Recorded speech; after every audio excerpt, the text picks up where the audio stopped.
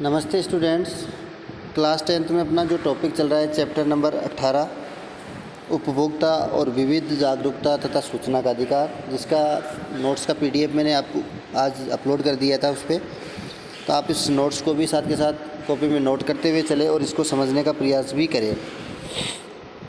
अब एक बार इसको मैंने वीडियो के माध्यम से समझा था कि जब मानव का विकास होता है तो मानव विकास के साथ साथ मानव की आवश्यकताएं भी बढ़ती जाती है, और जैसे जैसे मानव की आवश्यकताएं बढ़ती जाती है तो उसके लिए अनेक वस्तुओं की आवश्यकता पड़ती है, और उन वस्तुओं का आदान प्रदान करना।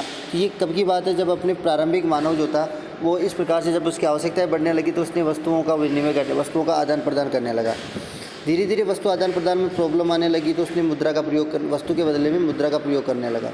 फिर मुद्रा से उसको कुछ प्रॉब्लम हुई तो उसने पत्र मुद्रा का, तो इस प्रकार से अपने मुद्रा का विकास हुआ था। उसी प्रकार अपन बात कर रहे हैं आज उपभोक्ता को जन्म भी इसी कारण से हुआ है कि जब उसको वस्तुओं की आवश्यकता होने लगी तो इसके साथ साथ उसने अपने आप को एक उपभोक्ता के रूप में प्रयोग किया। अब उपभोक्ता की परिभाषा अपन ने पढ़ी थी कि किसी वस्तु या सेवा का मूल्य दे करके उसका उपभोग करने वाला जो व्यक्ति होता है वो उपभोक्ता कहलाता है। इसमें अपन ने पढ़ा था उपभोक्ता अधिनियम 1986 में लागू किया गया था, जिसके अनुसार एक व्यक्ति या जो होता है उपभोक्ता की परिभाषा क्या हो सकती है, जैसे किसी वस्तु या सेवा के बदले मूल्य का भुगतान कर दिया हो तो वो उपभोक्ता कहलाता है, या करने का वचन दिया हो तो वो भी उपभोक्ता कहलाता है। प्रतिफल का भुगतान देरी से करने के लिए या देरी से करने की विधि का वचन दिया हो कि मैं आज के 15 दिन बाद में आपके इसका अमाउंट पे कर दूंगा, तो वो भी एक उपभोक्ता कहलाता है। उसी प्रकार अपन कहें कि खरीदी गई जो वस्तु या सेवा से लाभ या सुविधा प्राप्त करने वाला अंतिम व्यक्ति जो होता है उसको भी अपन उपभोक्ता कहते हैं। अब इसमें कहा गया है कि जो नीचे व्यक्ति के नीचे अंडरलाइन होकर नीचे निशान लगा हुआ है, तो इसमें क्रय की गई वस्तु या सेवा से लाभ या सुविधा प्राप्त करने वाला अंतिम व्यक्ति, अब ये व्यक्ति कौन होता है जो इसका उपभोग करता है। तो ये अधिनियम में, इस अधिनियम के अनुसार अधिनियम में व्यक्ति का अर्थ क्या बताया गया है, तो इसमें एक पंजीकृत और अपंजीकृत जो फर्म होती है उसको भी एक व्यक्ति की श्रेणी में माना गया है। संयुक्त हिंदू परिवार जो है वो भी एक व्यक्ति श्रेणी में माना गया है। सहकारी संस्थाएं, व्यक्तियों का संघ, ये सारे के सारे किसी वस्तुओं का उपभोग करते हैं, तो इसको इस कारण से इनको क्या मानकर चलते हैं, एक व्यक्ति मानकर चलते हैं, एक उपभोक्ता मानकर चलते हैं।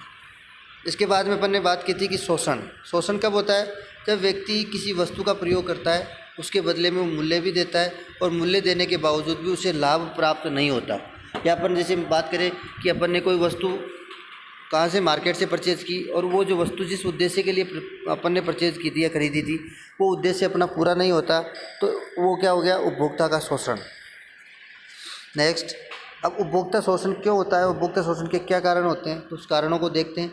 तो उपभोक्ता का जो शोषण है वो किस कारण से होता है, तो पहला काम तो ये है कि वस्तु और सेवा की गुणवत्ता, मात्रा, शुद्धता, इन चीज़ों को बिना ध्यान दिए अपन जब खरीदते वक्त हम इन चीज़ों पर ध्यान नहीं देते, उसकी गुणवत्ता देखते नहीं है, उसकी मात्रा को माप-तोल कितना है, उसकी शुद्धता पर ध्यान नहीं देते, और यह मानक जो चिन्ह है वो उस पर ध्यान नहीं देते, जिस कारण से हमारा शोषण होता है।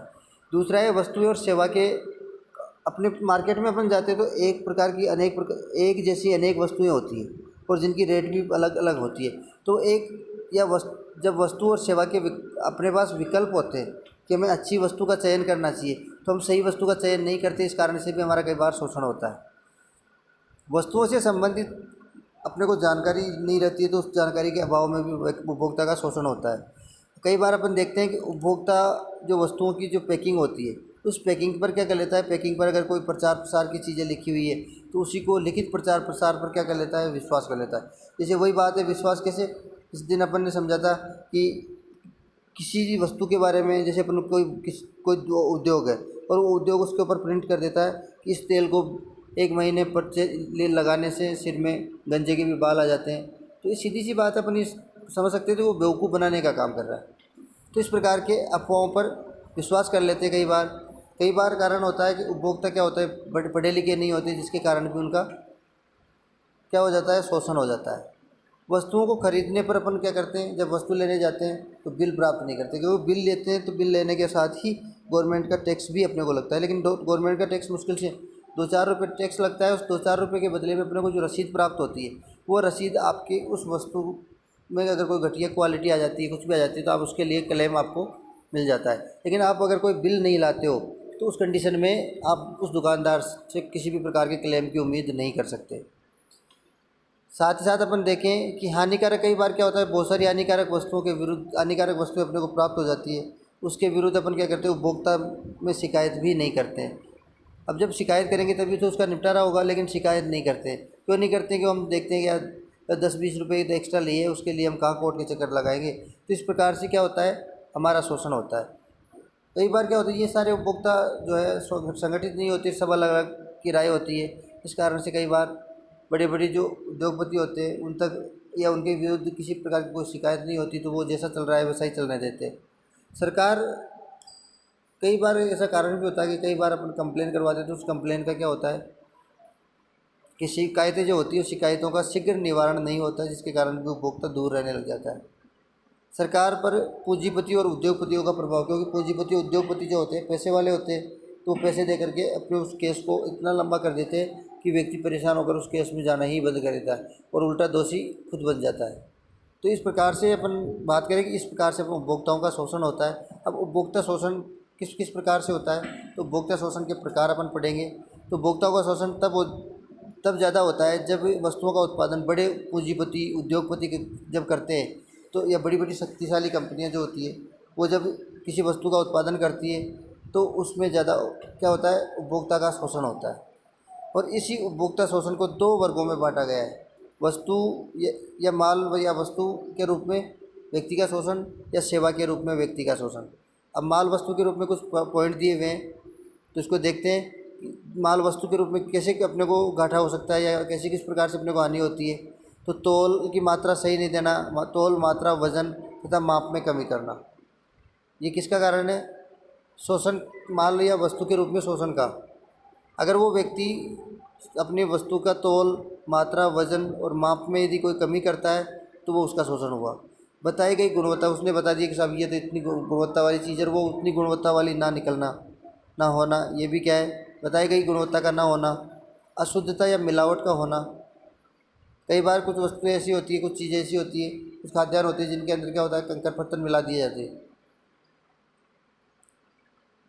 अधिक मूल्य वसूल करना, जैसे कोई वस्तु के ऊपर प्रिंट रेट लिखा हुआ है, वो बोलता है कि नहीं साहब हमें तो 10 की चीज़ को 15 में दूंगा, तो वो क्या है, वो भी एक शोषण है।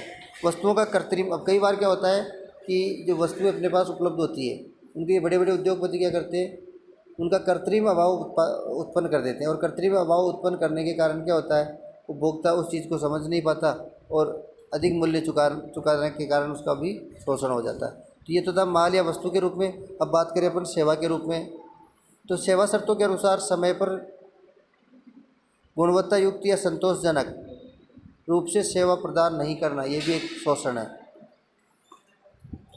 सेवा का असुरक्षित और दोषमुक्त होना, सेवा जो दी जाती है वो असुरक्षित होती है, दोषमुक्त होने के कारण क्या होता है, कई बार मिलावट के रूप में अपने अधिक वसूल करना पड़ता है। अशुद्धता या मिलावट का होना, अधिक मूल्य वसूल करना, ये सारे के सारे जो है सेवा शर्त। अभी अपन बात करें कि सेवा शर्तों के रूप में व्यक्तियों का शोषण इस प्रकार से किया जाता है। सुविधा लाभ के स्थान पर हानि पहुंचाना, अपन तो लाभ प्राप्त करना चाह रहे हैं और उसके स्थान पर यदि अपने को हानि हो जाती है, तो वो भी क्या है, सेवा के रूप में उपभोक्ता का शोषण है। शारीरिक, मानसिक या बौद्धिक क्षति पहुंचाना, ये भी उपभोक्ता का शोषण होता है। उपभोक्ता के अधिकारों की अगर बात करें अपन, तो उपभोक्ता को अधिनियम 1986 के अनुसार कुछ महत्वपूर्ण अधिकार मिले हुए हैं। उन अधिकारों के अनुसार अगर बात की जाए, तो इस अधिनियम का उद्देश्य उपभोक्ताओं, इस अधिनियम को बनाने के पीछे सरकार का एक विशेष रूप से एक उद्देश्य था। वो उद्देश्य क्या था कि उपभोक्ताओं के हितों की रक्षा करना। अधिनियम 1986 उपभोक्ताओं को धारा 6 में कुछ महत्वपूर्ण अधिकार प्रदान किए गए हैं। अब वो अधिकार कौन कौन से, जैसे अपने बात करें, अपने को कुछ मौलिक अधिकार है, ये उपभोक्ता अधिकार है। तो मौलिक अधिकार अलग चीज़ है, ये उपभोक्ता अधिकार है जो अनुच्छेद की धारा 6 जो है 1986 अधिनियम जो है उसके धारा 6 में कुछ महत्वपूर्ण अधिकार उपभोक्ताओं को प्रदान किए। पहला है परिसंकटमय माल के विरुद्ध संरक्षण का अधिकार। परिसंकटमय, इसमें कहा है कि उपभोक्ता को उस माल के विरुद्ध संरक्षण का अधिकार है जो माल या सेवा से उनके जीवन और संपत्ति के लिए संकट उत्पन्न कर देता हो। ऐसे माल के प्रति संरक्षण का अधिकार उसको प्राप्त होता है। जैसे कई बार क्या होता है, अपमिश्रित, मिलावटी अपमिश्रित खाद्य पदार्थ जीवन के लिए खतरनाक होते हैं। कमज़ोर सीमेंट संपत्ति यानी जीवन के विरुद्ध है। कमज़ोर सीमेंट लगाएंगे तो कई बार मकान के गिरने का भय बना रहता है। तो ये दोनों ही जो है परिसंकट में माल के विरुद्ध अधिकार के अंतर्गत आप इनके लिए उपभोक्ता न्यायालय तक जा सकते हो। दूसरा है सूचित किए जाने या सूचना का अधिकार। किसी भी वस्तु की जानकारी मांगने का आपको अधिकार प्राप्त है। कोई वस्तु आप लेने जा रहे हो तो लेने से पहले उस वस्तु के बारे में पूर्ण रूप से जानकारी, कहाँ बनती है, कितने की है, कैसे आती है, तो सारी चीज़ें आप जानना आपका अधिकार माना गया। उपभोक्ता जो वस्तु खरीदता है उसके गुण, मात्रा और शुद्धता और मूल्य के बारे में विक्रेता से सूचना का अधिकार उसको प्राप्त है। अनेक प्रकार की वस्तुओं या माल विभिन्न प्रतिस्पर्धी मूल्यों पर पाने का अधिकार। इसने कहा है कि अनेक प्रकार की वस्तुओं या माल विभिन्न, अब कई बार मार्केट में अपन जाते हैं तो एक ही प्रकार की वस्तु एक ही होती है लेकिन उसकी अलग अलग कंपनियां होती है, तो उनमें क्या होता है प्रतिस्पर्धा। अब उसको उपभोक्ता की जो मर्जी है वो उसको परचेज कर सकता है। उपभोक्ता के लाभ के लिए सरकार विभिन्न प्रकार के माल या वस्तुओं की आपूर्ति अलग अलग मूल्यों पर बाजार में उपलब्ध कराई जाए ताकि उपभोक्ता अपनी पसंद का माल क्रय कर सके और एकाधिकार समाप्त हो। उचित फोरमों के समक्ष ध्यान पाने का अधिकार। राष्ट्रीय परिषद उचित फोरम यानी अपने यहाँ पे जिला न्यायालय, जिला उपभोक्ता न्यायालय, राज्य उपभोक्ता न्यायालय, राष्ट्रीय उपभोक्ता न्यायालयों की स्थापना की गई है। तो उन उचित फोरमों के समक्ष उनके इस चीज़ के बारे में उनको ध्यान दिलाना, ये भी हमारा अधिकार है। राष्ट्रीय परिषद को उपभोक्ताओं को ये आश्वासन दिए जाने का उत्तरदायित्व दिया गया कि उन्हें उचित फोरमों के समक्ष सुनवाई का अधिकार होगा और उचित समय पर उनकी समस्याओं का निराकरण भी होगा। अनैतिक शोषण के विरुद्ध परितोष प्राप्त करने का अधिकार। अनैतिक शोषण, उपभोक्ता संरक्षण अधिनियम की धारा 36 में उपभोक्ताओं को अनुचित व्यापारिक व्यवहार और अनैतिक शोषण के विरुद्ध परितोष प्राप्त करने का अधिकार भी प्राप्त है। उपभोक्ता को शिक्षा पाने का अधिकार। राष्ट्रीय उपभोक्ता परिषद को ये दायित्व दिया गया कि उपभोक्ताओं को संरक्षण अधिनियम में उनके उपचारों के प्रति शिक्षा उपलब्ध करवाई जाए, उनको जानकारी उपलब्ध करवाई जाए। एक बार लोगों को उनके अधिकारों से अवगत करा दिया जाए तो वे विनिर्माता और व्यापारिक कंपनियों के शोषण के विरुद्ध अपने आप को शक्तिशाली महसूस करने लग जाते हैं। अपने को छोटे छोटे टॉपिक पढ़ना है जो जल्दी समझ में आ जाए। कल अपन इसमें उपभोक्ता के कर्तव्य और उसके आगे का जो टॉपिक है उसके बारे में, उपभोक्ता के जो कर्तव्य है उसके बारे में अपन नेक्स्ट वाले टॉपिक में पढ़ेंगे। धन्यवाद।